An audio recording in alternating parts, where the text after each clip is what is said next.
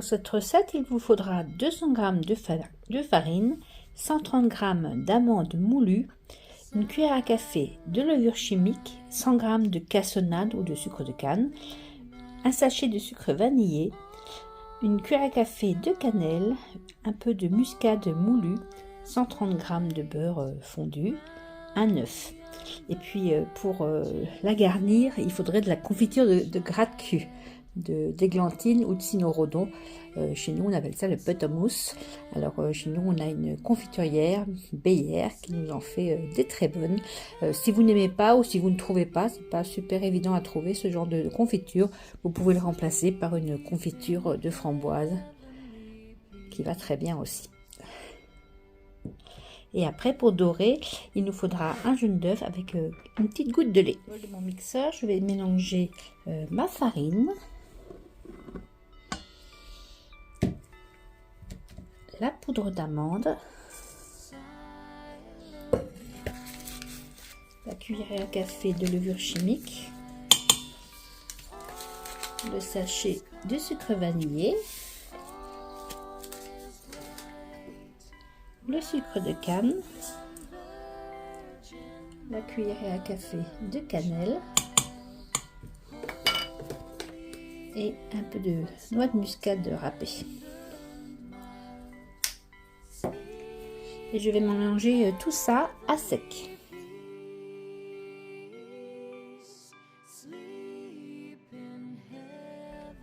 Je rajoute mon beurre fondu.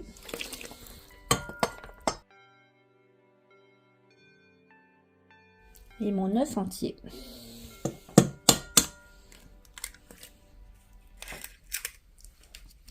Et je pétris ma pâte jusqu'à ce qu'elle se décolle des parois.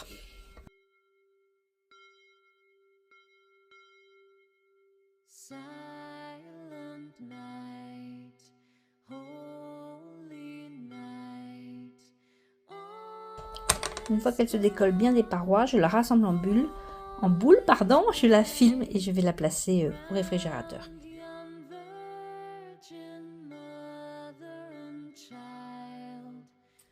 Voilà, ma pâte a reposé, elle est devenue plus compacte sur un plan de travail fariné.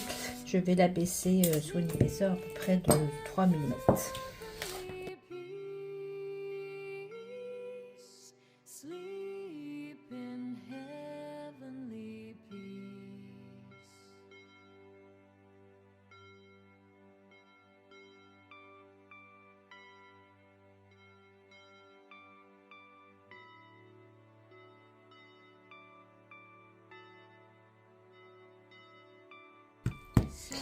Vous avez vu, c'est une pâte qui colle pas mal, il faut peut-être fariner plus.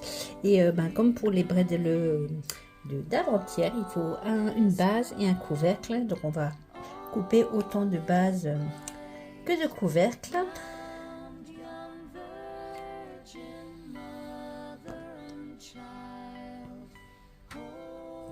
Et dans le couvercle, je fais une petite ouverture pour pouvoir mettre ma confiture. Voilà, et je remplis tout mon plat qui va au four avec les deux parties du gâteau. Bien dans la précipitation, je me suis trompée. Ceci ne se cuise pas du tout comme ça. Il faut rassembler les deux couvercles, la base et le couvercle ensemble, comme ceci. Mettre au centre la fameuse confiture de gratte-cul de buttermousse. Et dorer la partie du dessus avec un peu d'œuf, de jaune d'œuf dilué avec une goutte de lait. Et on fait ça pour chaque gâteau. Parti au four pour 15 minutes à 180 degrés.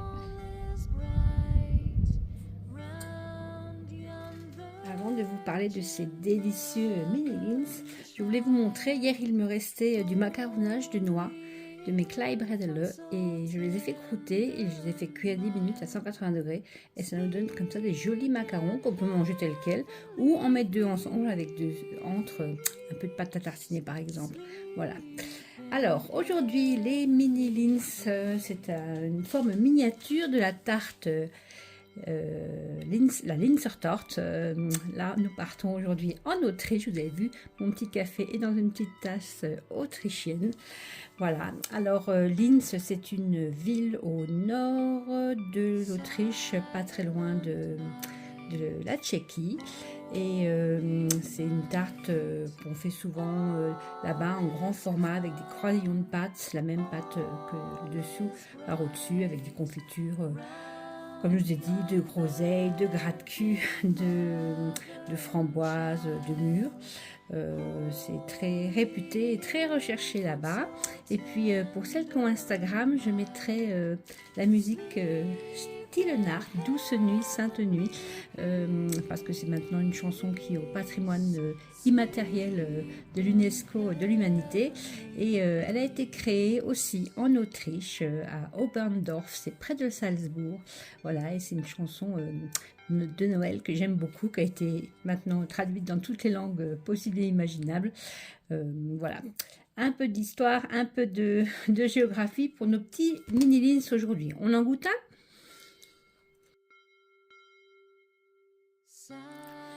Alors c'est pareil, je vais me répéter tous les jours, mais ils sont vraiment délicieux. C'était un de mes préférés, mais mon papa aussi, ceux-là, et puis les Spitzbuben. Parce qu'ils accompagnent, là je l'ai fait avec un petit café, mais parce qu'ils accompagnent très bien nos vins alsaciens, comme je vous ai dit, nos vins qui sont un peu tendres comme ça, ou très parfumés, ils vont très bien avec. L'acidulé de la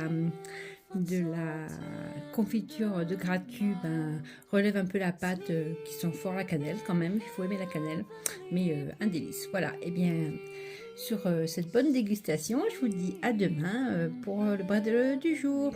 Bonne soirée, salut Pisama.